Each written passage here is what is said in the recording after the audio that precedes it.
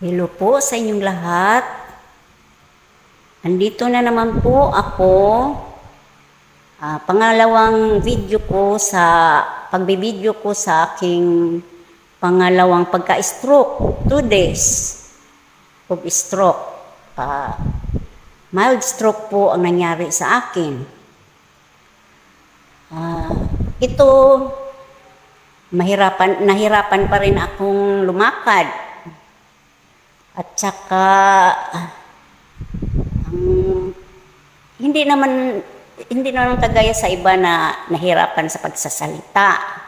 Ako naman, sa paglakad, at saka sa paghawak ng mga kagamitan, nalalaglag pa po. Ito talaga ang ang aking buhay. Puro pagsubok. Pero laban lang talaga tayo. Huwag tayong sumuko sa paglaban. Dahil ito ang kagustuhan ng Panginoong Diyos. Na siguro para magbago din ako sa aking paggamot sa aking mga karamdaman. Ang hirap nga naman, pero sige, laban lang. Pangalawang araw ko po ngayon sa pagka-stroke. Dito, nahirapan pa rin akong lumakad. Nahirapan pa rin maghawak ng mga kagamitan.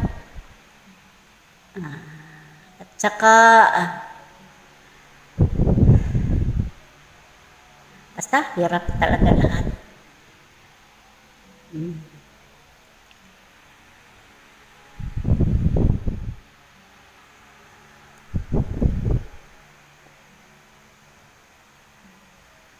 Kaya kayo, mag-ingat din kayo sa inyong sarili.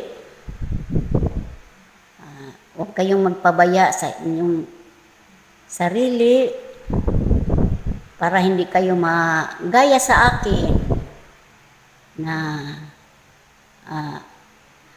stroke at saka nagka-cancer pa. Laban lang talaga. Ang Diyos na ang bahala sa akin. Manalig lang tayo palagi sa Panginoon. Kasi siguro mayroon siyang sa akin.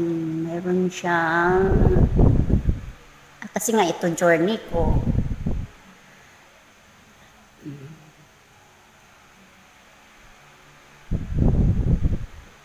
Pasensya na kayo sa pag-video kong ito dahil wala talaga. Minsan nakalimutan ko yung sinasabi ko, mga ganyan. Ganito pala ang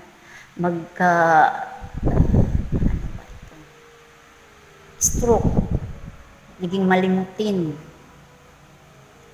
sa pagsasalita, mga sinasabi mo, kakalimutan ka na rin.